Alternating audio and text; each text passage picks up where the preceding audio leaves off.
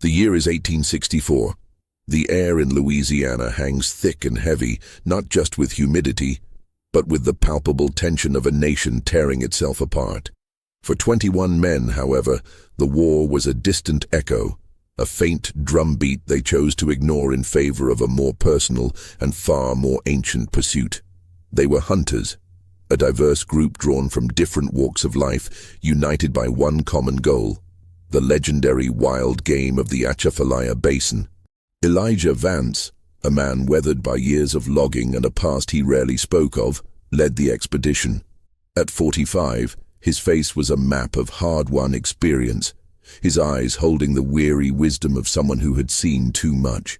He carried a sense of quiet authority, a trait that had earned him the respect of the motley crew. Beside him was Samuel "Sam" Thorne, a young, ambitious trapper with a boyish grin that belied his sharp wits. Sam was the antithesis of Elijah, full of youthful bravado and a burning desire to make a name for himself. He saw the swamp not as a dangerous labyrinth, but as an opportunity, a vast, untamed ledger waiting for his name to be etched in its annals. The group was a microcosm of the divided country. There was Thomas, a Confederate deserter with haunted eyes, Daniel, a freedman from the north seeking a new life, and a dozen others, each with their own story, their own demons. They were bound by the promise of a legendary hunt, a prize whispered about in saloons and campfires, a monstrous black bear, larger than any seen before, a beast said to be the king of the Atchafalaya. Their journey began on a hot, late spring morning. The sun beat down, turning the swamp's surface into a shimmering mirror. The sounds of civilization faded, replaced by the symphony of the wild, the buzz of cicadas, the low croak of bullfrogs, and the unsettling splash of unseen creatures in the murky water. The air, thick with the scent of cypress, decay, and blooming water lilies, clung to their skin like a second layer of clothing. They set up their initial camp on a small, raised island of solid ground, a rare patch of earth amidst the endless expanse of water and mud. Elijah, ever the pragmatist, insisted on a meticulous layout, a central fire pit, a perimeter of tents, and a clear path to the small boats they had brought. He warned against venturing off alone, a rule he repeated with a sternness that left no room for argument. "This ain't no walk in the woods, boys," he had said, his voice a low rumble. "The swamp has its own rules. You lose your way in here, and you're not just lost, you're part of it." His words, however, were lost on some of the more eager members. 2 days into the expedition, a young man named Caleb, full of an impetuousness that was his defining trait, decided to go off on his own to track a promising deer trail. Elijah had watched him go, a deep frown creasing his brow, but knew a full-scale argument would only create resentment. He simply warned him to be back before dusk. Dusk came and went. The swamp came alive with a new set of sounds, a chorus of clicks, hoots and growls that seemed to press in on the small circle of firelight. Caleb did not return. The hunters, veterans of many a campaign, didn't panic. They simply prepared a search party for the morning. They had supplies, they had skills, and they had the belief that Caleb had just gotten turned around. It was a common occurrence, a rite of passage for the uninitiated. But the next morning brought a chill that had nothing to do with the temperature. The search party, led by Sam, found Caleb's tracks easily enough. They led in a straight line for about a mile before ending abruptly at the edge of a small clearing. The ground was soft, but there were no signs of a struggle. No broken branches, no blood, no scuff marks. It was as if Caleb had simply vanished into thin air. His rifle, a brand new Spencer, was propped neatly against a tree, as if he had placed it there intentionally. The silence that followed this discovery was 100 times more unnerving than the sounds of the swamp. It was a silence that spoke of an unnatural emptiness, a void where there should have been a story. The group, a collection of grizzled men who had seen their fair share of death and misfortune, was shaken. The unspoken question hung in the air, a question so unsettling it was almost a physical presence. What kind of predator leaves no trace? Elijah, his face grim, gave the order to pack up. "We're moving. This place, It's not right.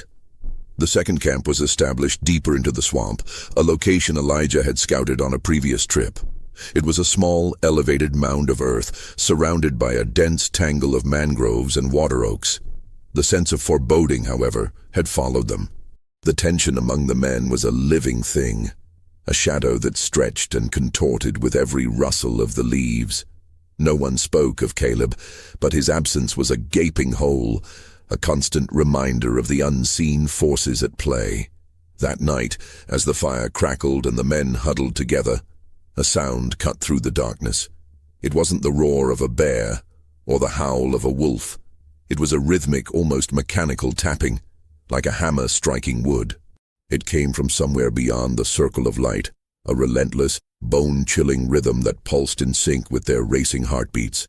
Some of the men raised their rifles, their knuckles white, but Elijah held up a hand. "Don't. It's just a woodpecker, or a branch in the wind." But the men knew better.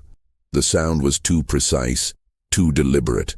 It was a sound that seemed to be watching them, measuring their fear, and tapping on the very foundations of their sanity. The tapping stopped as abruptly as it began, leaving a vacuum of silence that was more terrifying than the sound itself. And in that silence, a new sound began, barely audible at first, but growing louder with each passing moment. The faint, sorrowful wail of a child. It was a sound that belonged nowhere in the deep, unforgiving swamp. A sound that pulled at the very heart of these hardened men, twisting the fear into a new, more horrifying shape. Elijah, his face a mask of iron determination, slowly turned to his men. His eyes, usually so steady, now held a glint of something that was undeniably close to fear. "We leave at first light," he said, his voice barely a whisper. "We're not hunters here. We're the prey." The men, their faces pale in the flickering firelight, knew he was right. They had entered the swamp seeking glory, but the swamp, it seemed, had other plans. It had taken one of their own, and now it was toying with them. A cat playing with a mouse. The hunt was over. The fight for survival had just begun. If you're enjoying this story, make sure to hit the subscribe button and turn on notifications so you don't miss the next chapters. We're just getting started. The first light of dawn did little to dispel the dread that had taken root among the men. The wailing had ceased, but its ghostly echo lingered in the humid air, a phantom sound that twisted the psyche. The rhythmic tapping was also gone, replaced by the usual morning chorus of the swamp, a sound that for the first time felt like a mocking imitation of peace. Elijah, his face a grim mask, didn't need to give an order. The men, their sleep fitful and haunted, were already packing, their movements quick and frantic. "Leave what you can't carry," Elijah instructed, his voice low and firm. "We move fast, no stragglers." They abandoned most of their supplies, leaving behind half-filled sacks of flour, extra blankets, and tools. The weight of their fear was a far heavier burden than any material possession. They moved with a desperate urgency, their small boats gliding silently through the murky water. The swamp, once a landscape of natural beauty, had become a place of malevolent shadows and deceptive stillness. Every snapping twig, every rustle in the undergrowth was a potential threat. The familiar calls of birds and the croaking of frogs now sounded sinister, like coded messages from an unseen enemy. Sam, paddling at the front, his youthful bravado replaced by a tense silence, kept his eyes peeled. He noticed small things others might have missed. A single perfectly woven braid of grass floating in the water, a pattern that seemed too deliberate to be accidental. He pointed it out to Elijah. "That's not natural, is it?" he whispered. Elijah's gaze followed the braid. His jaw tightened. "No, it isn't." He didn't offer an explanation, but the look in his eyes was enough. It was a look of grim confirmation, a silent acknowledgement that the swamp was not just a place, but an active, intelligent force. They paddled for hours, the sun climbing higher and turning the swamp into a sweltering oven. The men, exhausted and on edge, started to bicker. The veneer of camaraderie, thin to begin with, was wearing away under the pressure. Thomas, the Confederate deserter, snapped at Daniel, the freedman, accusing him of paddling too slow. The two men, a physical embodiment of the country's divide, were on the verge of a brawl when Elijah's voice, as sharp as a whip, cut through the tension. "Enough. We're all in the same boat, boys. Remember that. A man fights his brother, the swamp takes them both."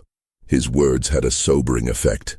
The men, realizing the true nature of their predicament, fell silent. The sounds they had heard the previous night were not just psychological tricks. They were part of a deliberate campaign of terror. The wailing child, the rhythmic tapping. They were designed to break them, to turn them against each other. They found a small, isolated patch of dry land, a mound of moss-covered earth barely large enough for them to rest. They were too tired to continue.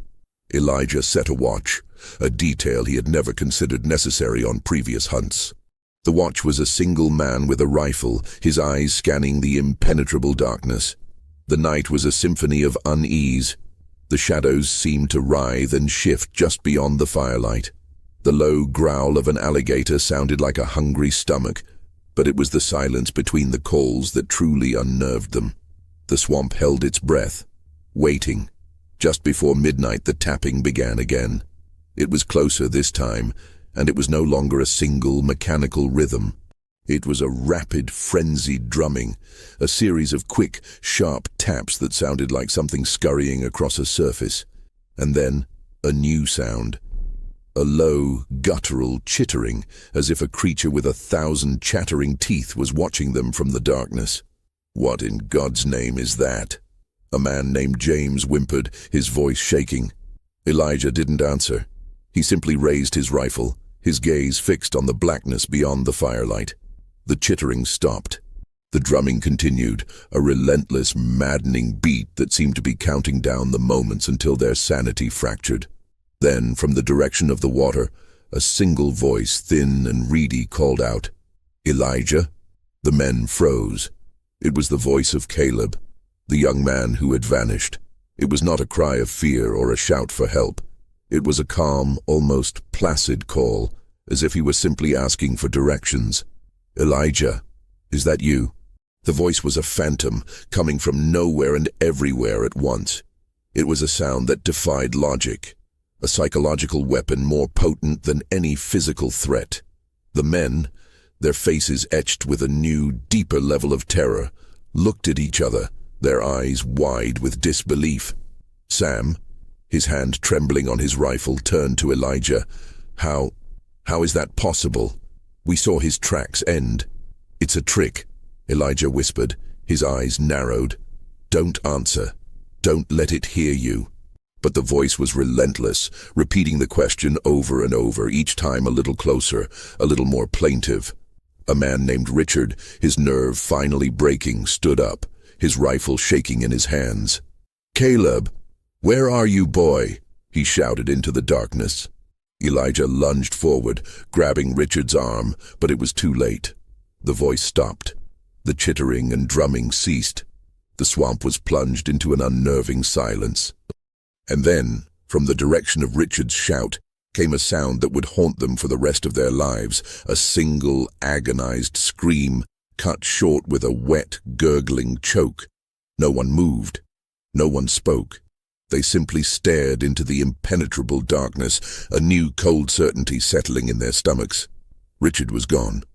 The swamp had taken another, and it had used the voice of the first victim to lure the second. The psychological terror was no longer a tactic, it was the method of attack. They weren't fighting an animal or a man, they were fighting the swamp itself, a sentient, malevolent presence that used their own minds against them. As the sun began to rise, painting the sky with a sick, bruised purple, they found Richard's rifle propped neatly against a mangrove root, his boot sitting beside it. His disappearance, like Caleb's, was complete. The swamp had swallowed him whole, leaving behind only the eerie, unnerving evidence of his final moments.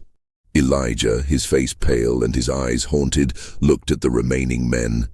The group of 21 had dwindled to 19. The hunt was a distant memory. They were in a desperate race against an enemy that could not be seen or fought, an enemy that was picking them off one by one, using their own fear as its weapon. "We have to get out of here," a man named Henry said, his voice a low, desperate plea.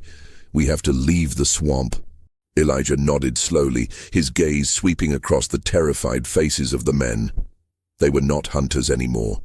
They were survivors. But the question remained. Would the swamp let them go? Or would it continue its grim, methodical game until there was no one left to play? The loss of Richard and the unnerving, deliberate way he was taken sent a new wave of psychological terror through the group. The men were now openly paranoid, their eyes darting constantly into the shadows. The camaraderie was completely shattered, replaced by a tense, fragile alliance forged out of a shared, unspeakable dread. They moved as a single, huddled mass, no longer a group of confident hunters, but a terrified flock of sheep.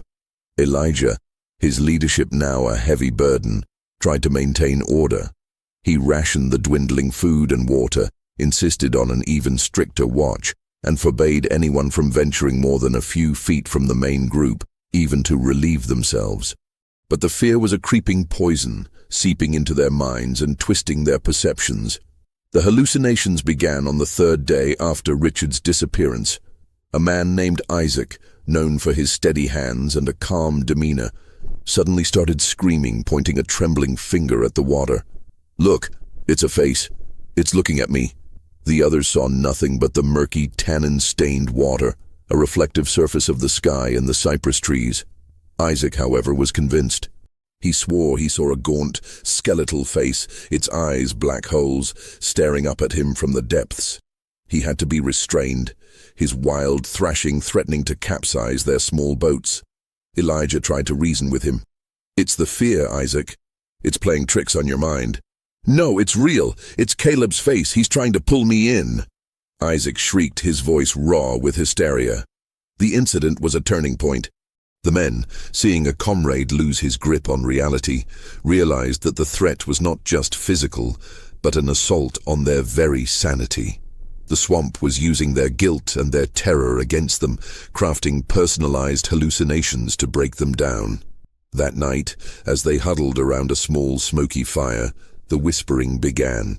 It was not a single voice, but a multitude, a low murmur of indistinct sounds that seemed to come from the trees, the water, and even the air itself. It was the sound of 1,000 secrets being shared, a cacophony of whispers that made no sense, but filled them with a profound sense of unease. They strained to hear the words, but they were always just out of reach, like a half-remembered dream. Sam, his young face pale and drawn, was particularly affected. He was convinced he could hear his deceased mother's voice, whispering his name, telling him to come home. He would stand up and start walking towards the source of the sound, only to be pulled back by one of the other men.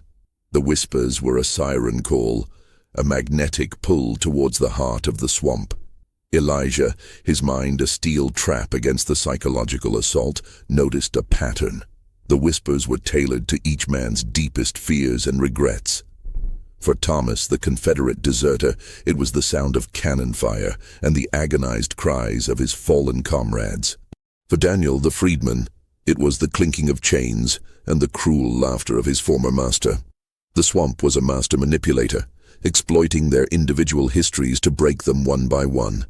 They were a group of 18 now, the specter of Isaac's madness hanging over them like a shroud. They were no longer talking about getting out of the swamp. They were simply trying to survive the next hour, the next minute. The goal had shifted from escape to a grim, desperate endurance. As dawn approached, casting a sickly yellow light over the water, the whispering stopped. The silence that followed was not a relief, but a new kind of dread. The psychological attack had been a prelude, a way to soften them up for what came next. They found a small, crude effigy on a cypress knee in the water. It was woven from moss and twigs, and looked vaguely human. It wasn't a warning. It was a taunt. The swamp wasn't just toying with them. It was mocking them. The creature, or force, or whatever it was intelligent. It was watching them, learning their weaknesses and using them to its advantage. They paddled on, their movements sluggish and their spirits crushed. The sun was a malevolent eye in the sky, its heat relentless. They came to a clearing, a small patch of open water surrounded by towering cypress trees, their gnarled roots reaching into the murky depths like skeletal fingers. And in the center of the clearing, a sight that made the blood run cold. A small, weathered log cabin, its roof caved in, its windows boarded up. There was no sign of life, no trace of a fire, and yet the sight was a jolt to their system. A cabin in the middle of a swamp. It defied all logic. It was a beacon of civilization in a place of pure, untamed wilderness. But it was also a trap. They all knew it. "We should keep going," Sam said, his voice hoarse. "This feels wrong." Elijah, however, had a different idea. He had seen the way the men were breaking, the way their minds were fraying at the edges. They needed a solid refuge, a place to rest, a symbol of hope. "No," he said, his voice firm. "We're going in. Maybe there's food. Maybe there's a map. Maybe—" His voice trailed off. He was clutching at straws, but it was all he had. "Maybe there's a way out." The men, exhausted and desperate, did not argue. They were willing to follow any promise of salvation, no matter how foolish it seemed.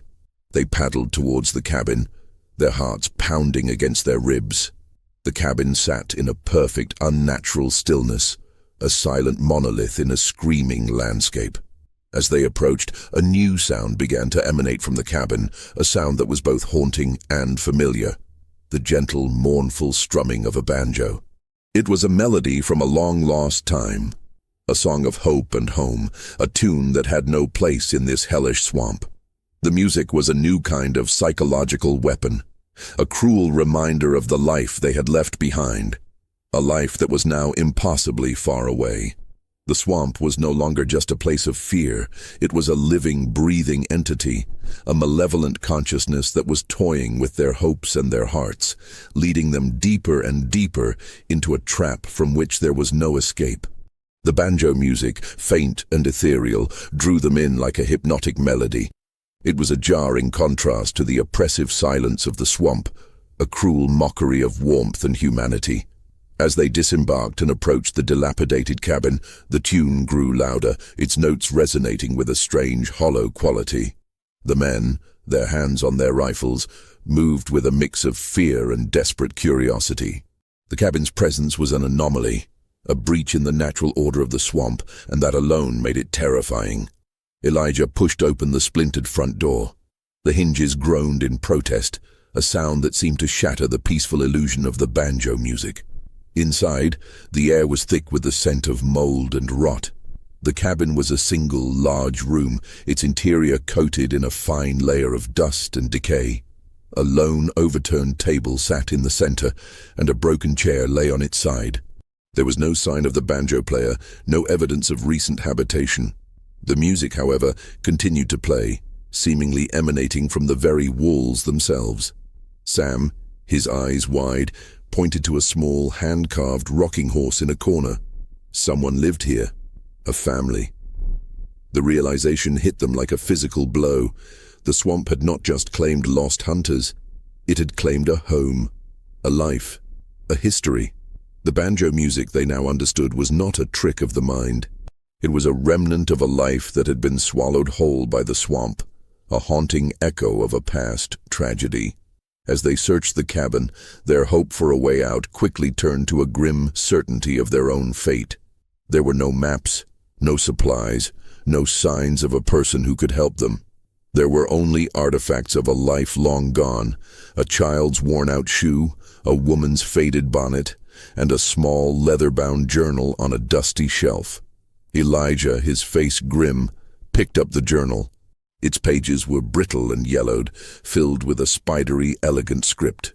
The handwriting belonged to a man, a trapper, who had settled in the cabin with his wife and young son decades ago. He wrote of his love for the swamp, his respect for its power, and his contentment with his isolated life. The entries were ordinary, peaceful, even beautiful, until the last few pages. As Elijah read, the men watched him, their breath held. The banjo music stopped, and a chilling silence descended upon the cabin. The last entries were frantic, the handwriting a panicked scrawl. The man wrote of a new, unsettling presence in the swamp. He called it the Watcher. He wrote of seeing his wife talking to an empty space in the trees, of his son playing with an imaginary friend that no one else could see. The entry described the same psychological terror they were experiencing. The whispering, the hallucinations, the manipulation of their deepest fears. He wrote of a constant, maddening tapping, a sound that never stopped, a beat that was the very pulse of the swamp itself. The final entry was a single horrifying sentence.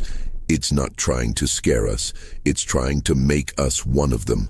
The implications of that sentence were a crushing weight. The disappearances were not acts of violence or abduction. The swamp was a living, sentient organism, a collective of souls, and it was absorbing its victims, turning them into a part of its malevolent consciousness. The wailing of the child was the spirit of the trapper's son. The voice of Caleb was his spirit, newly joined to the collective. The banjo music was the trapper, still bound to the place he once called home. The men, a group of hardened hunters, were now facing a truth so monstrous it defied all comprehension.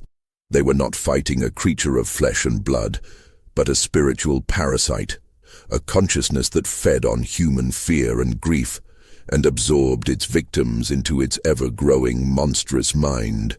As Elijah lowered the journal, a new sound began to emanate from the walls of the cabin. It was a cacophony of voices, 1,000 whispers at once, a chilling chorus of their own names. The whispers were no longer just a trick of the mind. They were the voices of the lost souls, of Caleb, of Richard, of the trapper and his family.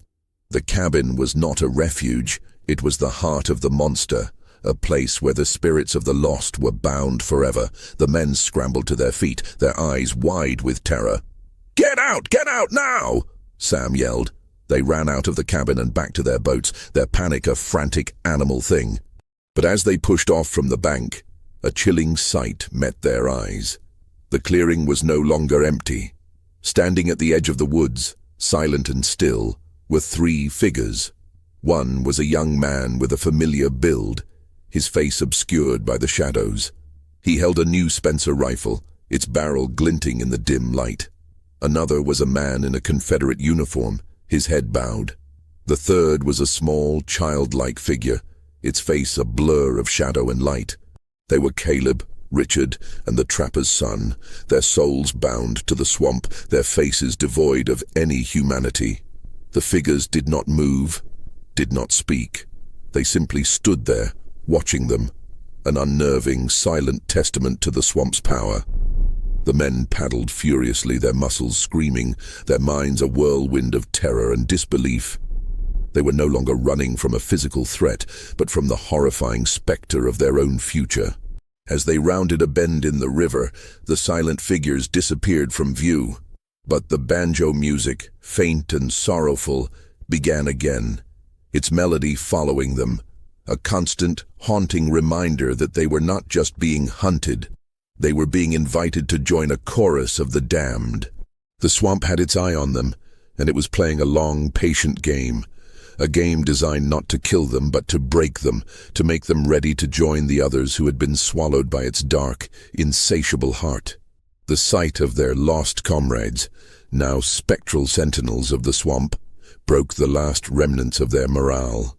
The group, a collection of men once defined by their strength and resilience, was now a group of broken, haunted figures.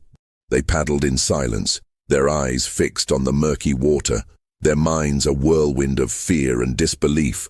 The psychological attacks had escalated. The illusions were no longer just hallucinations.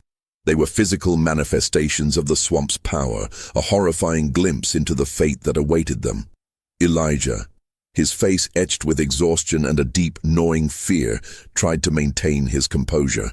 He knew their only hope was to find a way out of the basin, to reach a point where the river widened and the trees thinned. But the swamp was a labyrinth, and their sense of direction, already compromised by fear and fatigue, was slipping away. The sun, a brutal orb in the sky, seemed to move erratically, making it impossible to navigate by its position. They came to a fork in the river, a choice between two identical winding waterways. One path led to a wider, more open section of the swamp. The other, a narrow, dark passage, seemed to lead deeper into the heart of the basin. "Which way, Elijah?" Sam asked, his voice a strained whisper. Elijah hesitated. Logic dictated they take the wider path, the one that promised a quicker escape. But his gut, a gut that had guided him through countless dangers, was telling him something else. It was a feeling of profound wrongness, a sense that the wider path was a lure, a trap laid by the swamp to make them feel safe before it sprang. The narrow path, for all its darkness and foreboding, felt authentic. It felt like the correct, albeit terrifying, choice. He made the decision that would haunt them all. The narrow one. I don't trust the other. The men, their faith in him wavering, did not protest. They were too tired, too frightened to argue.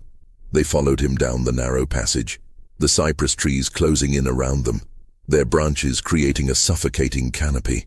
The air grew heavier, the silence more profound. The sounds of the swamp, even the distant cries of unseen animals, were gone. They were in a dead zone, a place of pure, malevolent stillness. As they paddled deeper, the water began to change. It was no longer a murky brown, but a thick, viscous black, so dark it seemed to absorb the light. The surface was glassy and still, a perfect mirror of their terrified faces. And in that mirror, they began to see things, reflections that weren't there in reality. One man saw a ghostly version of himself, his face gaunt and skeletal, his eyes black pools. Another saw a reflection of his wife, her face twisted in a silent scream of agony. The reflections were not just visual, they were emotional. They were mirrors of their deepest fears, a terrifying glimpse into the psychological toll the swamp was taking. Suddenly, a cry broke the silence. A man named David, a quiet, stoic man, pointed a trembling finger at the water. My God, the cabin. They all looked down. In the black, reflective water, they could see the cabin. It was not a reflection of the sky, but a perfect, shimmering image of the dilapidated shack they had just left. They looked up. The cabin was gone. They were surrounded by trees. They looked back at the water. The cabin was still there, sitting in the depths, its windows dark and empty, as if waiting for them to join it. The illusion was so perfect, so complete, that for a moment they were convinced they were still at the cabin. The psychological torment was now a full-blown assault on their reality. The swamp was blurring the lines between what was real and what was a product of their terrified minds. They paddled on, their fear a constant physical presence. The reflections in the water changed, becoming more and more personal. A man named Robert saw his deceased son, his small, ghostly face smiling up at him. The sight broke him. He dropped his paddle and leaned over the side of the boat, his hand reaching out, his face a mask of grief and despair. I see you, son, he whispered, tears streaming down his face. I'm coming home. Sam and Elijah, their own minds fighting against the terrifying illusions, tried to grab him. Robert, don't. It's not real. But it was too late. Robert, consumed by his grief and the maddening illusion of his son's face, toppled over the side of the boat and disappeared into the black water without a sound. There was no splash, no struggle. He simply vanished, swallowed by the darkness. His paddle, however, floated to the surface, a small, sad testament to his final moments. The men, now just 16, were numb. The pattern was clear. The swamp was using their pasts against them, creating illusions so powerful, so emotionally resonant, that they were willing to give themselves to it. The disappearances were not acts of violence, but acts of submission. The victims were not being taken. They were giving themselves away. They continued down the narrow passage, a river of no return. The air grew colder and a strange, rhythmic clicking sound began to emanate from the trees. It was a different sound than the tapping they had heard before, a more subtle, more precise sound. It was the sound of 1,000 tiny, skeletal fingers clicking against each other, a chilling drumbeat that seemed to be counting down the moments until the next man fell. Elijah, his face pale, turned to Sam. "It's got us. It's not going to let us leave." Sam, his eyes filled with a grim new determination, shook his head. "Maybe not. But we're not going to make it easy for it, are we?" The fight for survival had taken on a new dimension. It was no longer a race against the clock or a desperate flight from a physical threat. It was a battle for their minds, a fight to hold on to their sanity in the face of an enemy that was an expert at psychological warfare, an enemy that was not only in the swamp, but was the swamp itself. And they knew, with a horrifying certainty, that they were losing. The loss of Robert was a brutal blow, a stark reminder of the fragile line between reality and the swamp's terrifying illusions. The men, their faces gaunt and their eyes hollow, were now a group of 15, their number dwindling with a grim, relentless efficiency. The psychological torment had escalated, becoming a constant, all-encompassing assault. Every rustle of leaves, every splash in the water was a new trick, a new illusion designed to break their will. They continued their desperate journey down the narrow black waterway. The rhythmic clicking sound from the trees was a constant, maddening presence, a low-grade hum of dread that vibrated in their very bones. It was a sound that seemed to be counting them, taking a tally of the souls that remained and the souls that were about to be claimed. They came to a small, isolated inlet, a pocket of still black water that felt even more oppressive than the river itself. In the center of the inlet, a single ancient cypress tree rose from the water, its gnarled branches reaching towards the sky like a skeletal hand. And hanging from its lowest branch, a macabre and horrifying sight, was a collection of personal belongings. A faded military cap, a torn piece of flannel shirt, and a worn-out boot. They were the possessions of Caleb and Richard, the first two victims of the swamp. But there was more. A brand-new Spencer rifle, its barrel polished and gleaming, hung beside them. And next to the rifle, a small, worn-out leather pouch, a familiar object that made Sam's blood run cold. It was the pouch he had given Robert, a small pouch of tobacco he had saved for a special occasion. The swamp was not only taking them, it was displaying their relics, a grotesque museum of its victims. The men stared at the collection, a sick fascination and profound horror warring within them. The relics were a statement, a chilling message from the swamp. It knew them, it knew their names, their fears, their pasts, and it was showing them that it had already claimed their friends and would soon claim them as well. Elijah, his face a mask of grim determination, refused to be cowed. "It's a trick, it's a test, don't look at it, just paddle." But the men couldn't look away. The sight of their friends' belongings, hanging like morbid trophies, was a visceral, horrifying confirmation of their worst fears. This was not a natural phenomenon. This was a place with a malevolent intelligence, a place that was playing a cruel psychological game with them. Suddenly, a voice, thin and reedy, called out from the darkness behind them. "Elijah, what's wrong with me?" It was Caleb's voice again, but this time, it was different. It wasn't a placid call. It was filled with a chilling, vacant confusion, as if the speaker were lost and bewildered. Elijah, his heart pounding against his ribs, turned slowly. He saw a shape in the shadows, a form that was vaguely human. It was Caleb, but his face was obscured by the darkness. He took a step forward, his hand outstretched, his voice filled with a desperate, pleading confusion. I don't know what's happening. I don't remember who I am." The men, their hands trembling on their paddles, watched in horrified silence. The illusion of Caleb was a new kind of cruelty. It was not a lure, but a glimpse into the fate of those who had been taken. They were not just disappearing. They were being stripped of their identity, their memories, their very selves. They were being turned into hollow shells, puppets of the swamp's will. Elijah, a flicker of hope in his eyes, took a step towards the figure. "Caleb, it's me, Elijah. We can help you." But as he took a step, a new sound began to emanate from the figure. It was a low, mournful moaning, a sound of profound and endless sorrow. And then, as if on cue, the figures of Richard and Robert appeared, their faces also obscured by shadow, their bodies twisting and contorting in an agonizing, silent dance of despair. They were all moaning, a low, guttural chorus of grief and loss, a symphony of the damned. The moaning was a new kind of psychological weapon. It was not designed to frighten them, but to make them feel pity, to make them want to help, to make them step out of their boats and into the water. It was an emotional trap, a final brutal assault on their humanity. Elijah, his face pale with a new, deeper level of fear, stopped.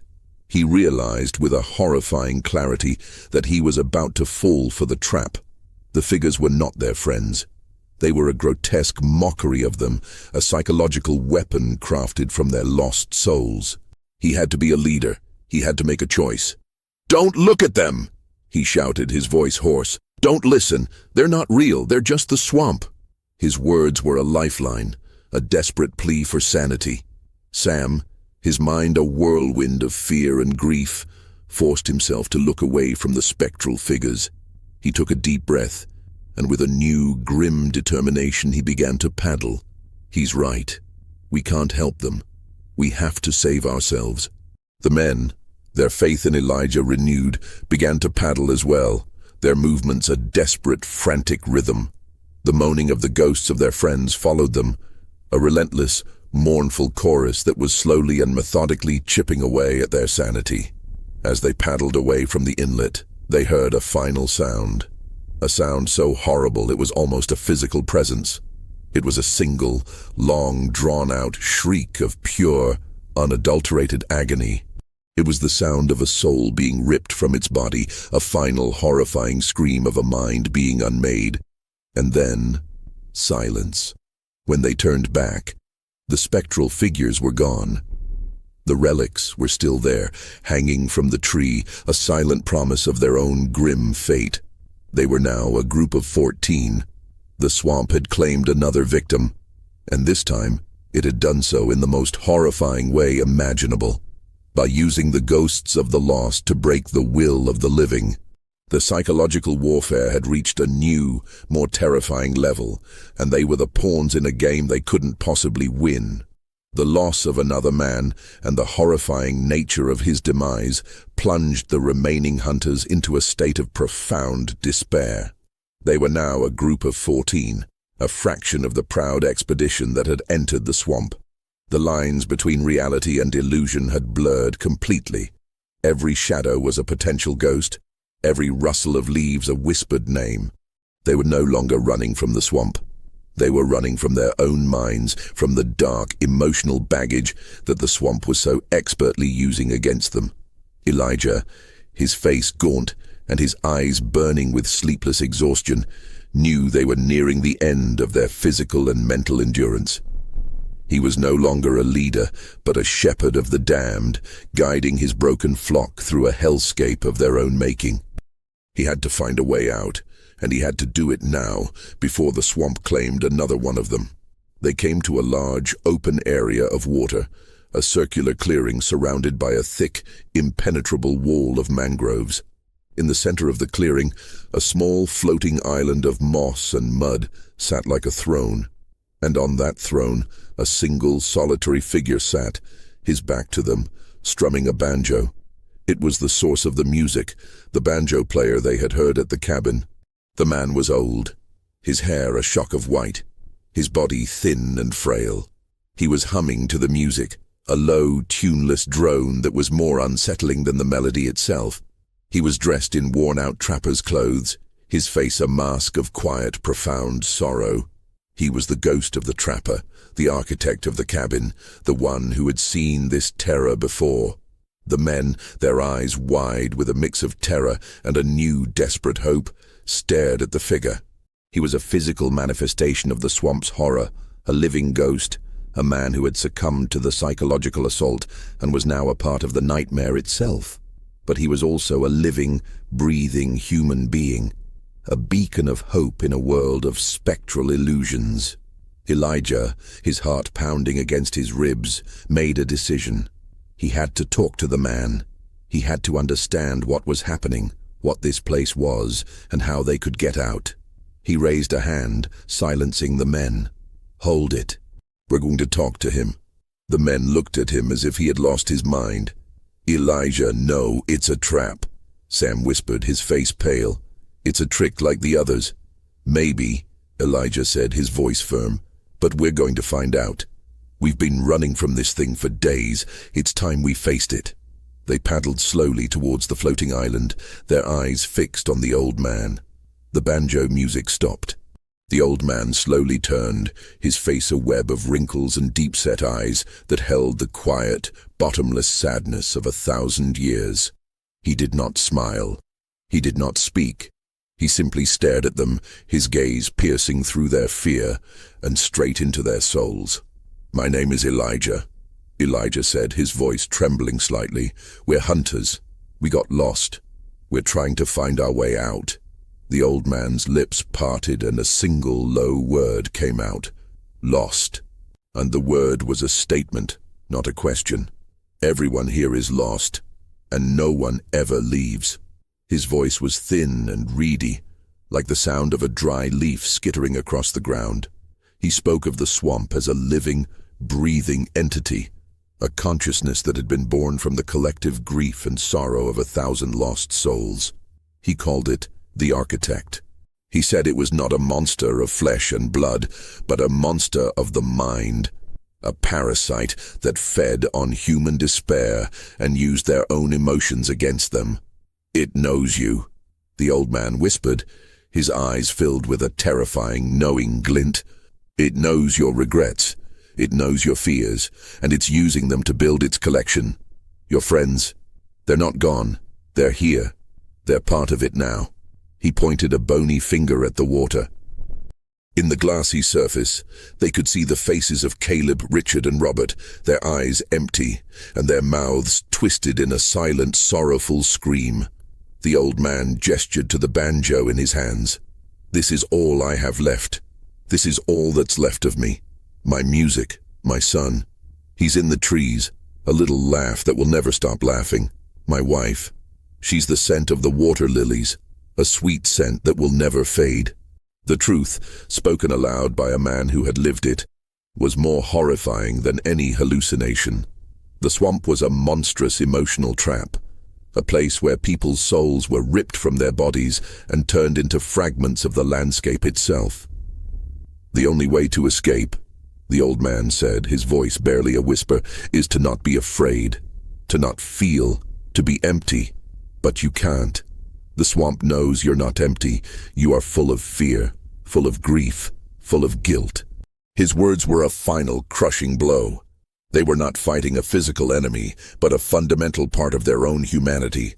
They were fighting their own memories, their own emotions, their own souls, and they were losing. The old man slowly stood up, his gaze fixed on Sam. "You," the boy with the sharp wits. "He knows your secret. He knows what you did to your friend, the one you left behind, the one you ran from." Sam, his face pale with shock, took a step back. The old man, the architect's pawn, had just revealed a secret that he had kept hidden for his entire life. A secret that the swamp was using against him. A secret that was his greatest fear and his deepest regret. He had, years ago, left a friend behind on a hunting trip, convinced that he was dead. But he wasn't, and Sam had never gone back to find out.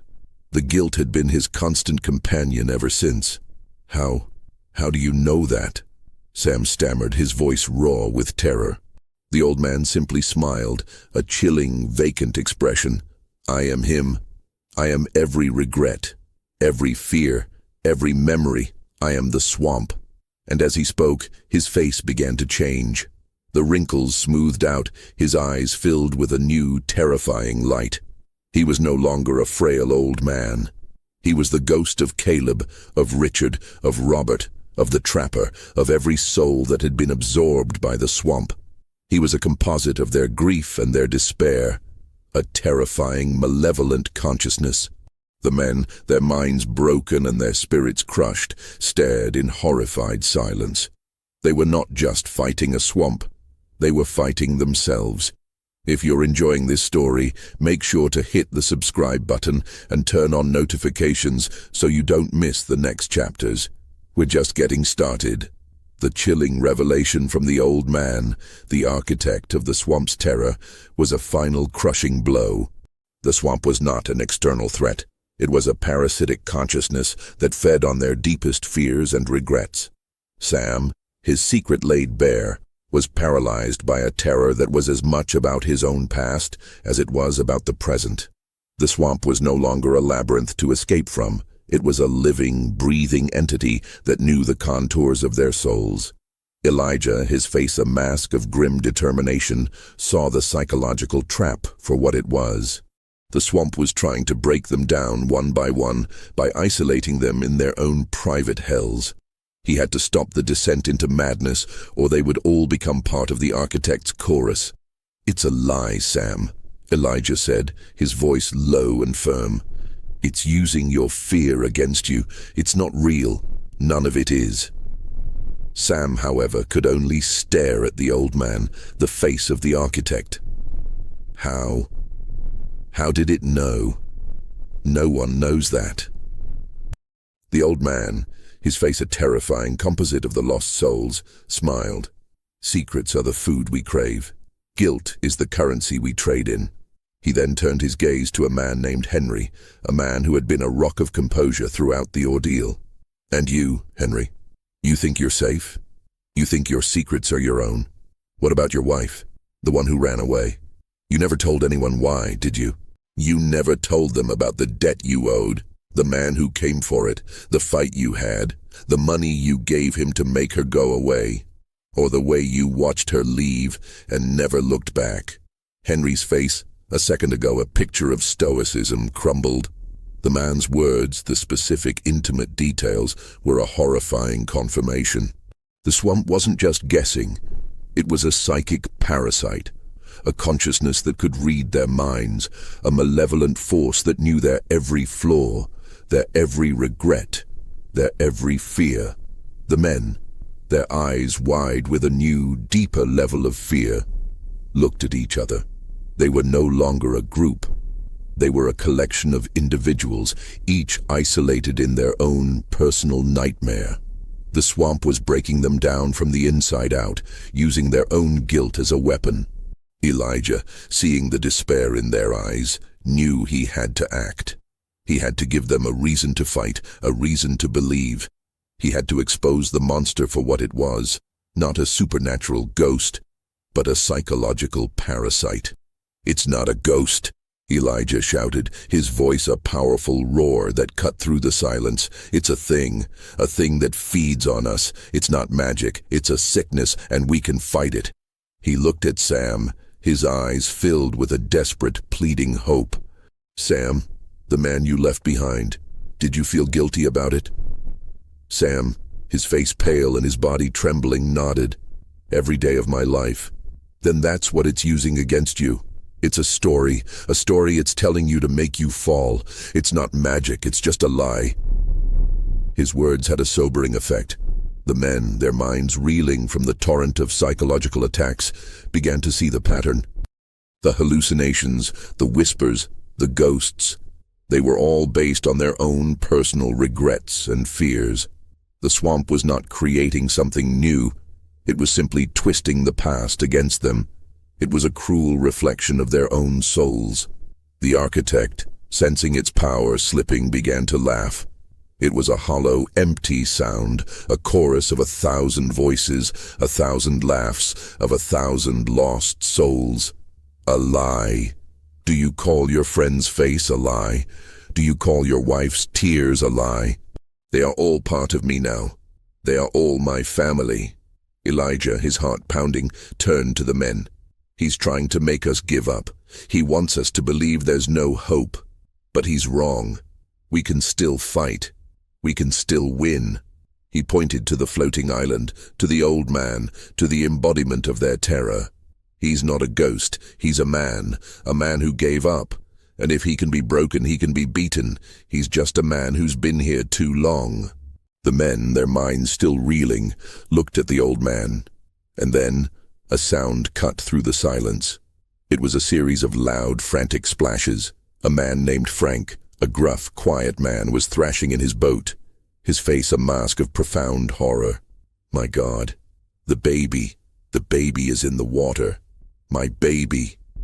Frank, his mind completely broken by a hallucination of his dead infant son in the black water, began to scream. He reached over the side of the boat, his hand reaching for the water, for an illusion that was as real to him as the air he was breathing. "Frank, no!" Elijah shouted, but it was too late. Frank, consumed by his grief and his illusion, toppled over the side of the boat and disappeared into the black water. The men, their stomachs churning, stared at the spot where he had been. There was no splash, no struggle. He had simply vanished.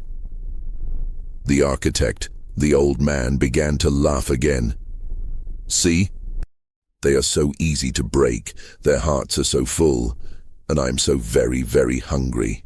The men, now just 13, were a collection of broken, traumatized individuals, their faces etched with a profound, soul-crushing despair. The swamp was no longer just a place of fear. It was a place of psychological torment, a place where their pasts had come back to haunt them, where their secrets were their undoing, and where their own minds were their most dangerous enemy. The fight had taken a new, more terrifying turn, and they were losing. The architect was a master of his craft, and they were just meat for a hungry, insatiable mind. The loss of Frank was a catalyst for a new, chilling reality. The remaining men, now only 13, were no longer a cohesive group. The swamp's psychological warfare had succeeded in isolating them within their own minds. They paddled in a tense, terrified silence, their gazes fixed on the water, seeing not their reflections, but the faces of their dead friends and the ghosts of their pasts. The architect had won the battle for their minds, and it was now just a matter of time before it claimed their souls. Elijah, his face a mask of iron determination, knew he had to do something drastic. They couldn't outrun the swamp, and they couldn't fight it physically. Their only chance was to fight its game on its own terms. He had to break the illusion, not just for himself, but for the others. They came to a small, isolated patch of dry land, an island of solid earth barely large enough for them to stand on. The air was thick with a new, strange odor, a mix of decay and something sweet, like rotting fruit. The rhythmic clicking of the skeletal fingers, a constant presence for days, had stopped. The swamp was holding its breath, waiting. "This is it," Elijah said, his voice low and firm. "We're not moving, we're not running, we're making a stand." The men, their eyes wide with disbelief, looked at him. "Are you mad?" Sam whispered. "It's a trap." "Of course it's a trap," Elijah said, a grim smile on his face. "Everything in this swamp is a trap. The only difference is, this time, we're the bait." He had a plan. A desperate, foolhardy plan, but the only one they had. He gathered the remaining men, his voice a low, commanding presence. He told them to close their eyes, to think of their greatest fear, their greatest regret, to let the swamp's whispers in, to let the visions in, to face them, to look at the darkness inside themselves and not let it consume them. "The architect feeds on our fear," Elijah said, his voice a low rumble. "We're going to starve him, we're going to face our demons, and we're going to survive." The men, their bodies trembling, did as he asked. They closed their eyes. The swamp came alive with a new, terrifying chorus. It was a symphony of their own regrets, a cacophony of their own private hells. A man named Daniel heard the clinking of chains, the cruel laughter of his former master. A man named John saw the face of his deceased wife, her face twisted in a silent scream. And Sam. Sam saw his friend, the one he had abandoned, his face pale and his eyes filled with a look of profound betrayal. The architect, sensing the fear, began to laugh. It was a triumphant, joyful sound, a sound of 1,000 hungry mouths ready to feed. The swamp was a living, breathing monster, and they were its prey. But then, something unexpected happened. Elijah, his eyes still closed, began to speak. He spoke of his own past, of a secret he had kept hidden for years.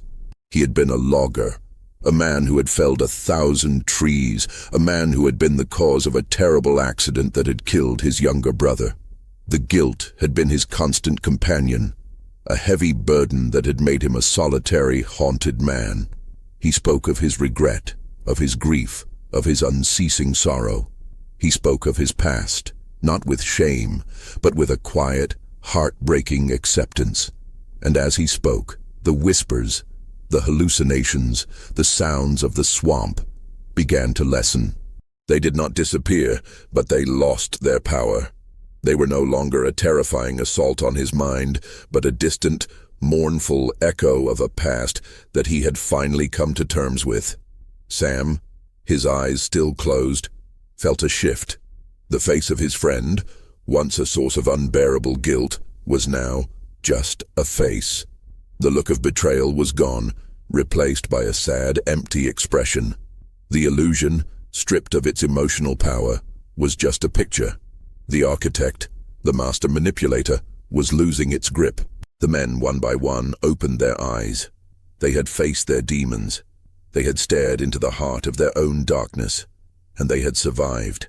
The swamp was no longer a place of pure, unadulterated terror. It was a place of sorrow, of loss, of human tragedy. The architect, sensing its prey slipping away, let out a frustrated, enraged scream. The sound was not a sound of triumph, but a sound of desperation, a sound of a monster being starved. The whispers returned, 1,000 voices at once, but they were no longer a chorus of terror, but a chorus of 1,000 different tragedies, 1,000 different stories of regret and loss. They were no longer terrifying. They were just sad. Elijah, his face etched with exhaustion and a new, quiet hope, looked at the men. "It's just us now," he said. "Just us and our pasts. The swamp can't hurt us if we're not afraid of ourselves." The men, a group of broken, scarred survivors, began to paddle again. The swamp was still a dangerous, terrifying place. The illusions were still there. The voices of their lost friends still whispered in the darkness. But they were no longer a threat. They were just sounds, a reminder of what they had endured, what they had faced, and what they had conquered. The fight was not over, but the terms had changed. They were no longer the prey. They were the survivors. And they were going to get out. The final journey out of the swamp was a test of will, a grueling, silent procession through a landscape that was now, to their eyes, a mournful, tragic place rather than a place of pure evil. The whispers were still there. The illusions still flickered at the edges of their vision, but the psychological grip of the architect had been broken. The men were no longer fighting a monster. They were simply paddling through a vast, silent graveyard of lost souls. One by one, they fell. Not to the illusions, not to the fear, but to exhaustion and dehydration. A man named John, his body weakened by days of terror and hunger, simply stopped paddling, his boat drifting to a halt. His eyes were closed, a peaceful expression on his face. When Elijah went to him, he was already gone, his soul finally at peace. Another, a man named Mark, succumbed to the same fate a few hours later. The swamp had not taken them. They had simply given out. The group of 13 dwindled to 5. And then, as the sun began to set on the 7th day in the swamp, they saw it. A glint of light in the distance, a signal fire. Hope, a feeling they had long since forgotten, surged through them. They paddled with a new, frantic energy, their muscles screaming in protest. The glint of light grew brighter, and they could see figures, men standing on a bank, waving. They were free. They landed on the bank, their bodies trembling, their minds numb. The men who had been waiting for them, a rescue party sent out by a concerned community, looked at them with a mixture of shock and pity. They were a sight to behold. Gaunt, their clothes torn and covered in mud, their eyes hollow and haunted. They were no longer the proud hunters who had entered the swamp. They were survivors of a different kind of war. The rescue party took them in, gave them food and water, and wrapped them in warm blankets. They were told of the search party, of the bodies they had found. They were told of the 3 men who had returned, a chilling number that mirrored their own. The 3 men who had been taken by the swamp and who had returned with their sanity broken. The 3 men who had been the first victims: Caleb, Richard, and Robert. Elijah, his mind reeling, stared at the men in disbelief. But we saw them. We saw their ghosts. They were a part of the swamp. The rescue party leader shook his head. They were found days ago wandering the swamp. They were alive, but they weren't right. They couldn't speak. They just stared at nothing. They were broken. The truth was a final, horrifying twist. The swamp had not absorbed their souls. It had simply broken their minds, leaving their bodies behind as a grotesque, living testament to its power. The wailing, the voices, the ghosts. They were not a chorus of the damned.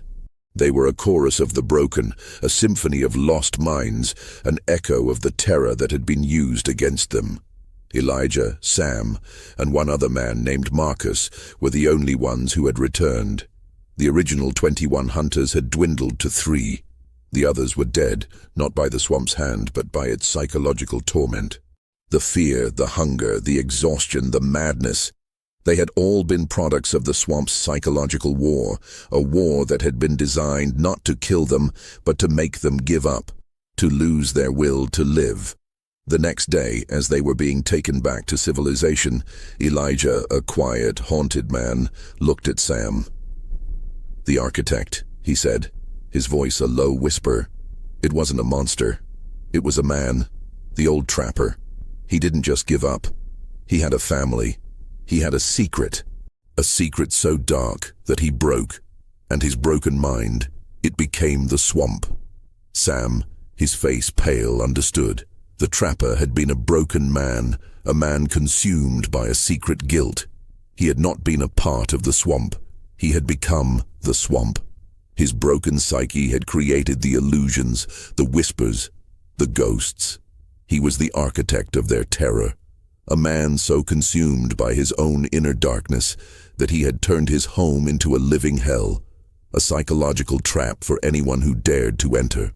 The 3 survivors, Elijah, Sam, and Marcus, were forever changed. They had faced a monster, not of flesh and blood, but of the mind. They had walked through a psychological hellscape and had returned, not as proud hunters, but as living testaments to the power of human fear and the terrifying, consuming nature of unaddressed guilt. They were the 3 who returned, and they knew, with a chilling certainty, that the swamp would always be with them, a silent whisper in their minds, a constant reminder of the darkness that lay in the heart of humanity.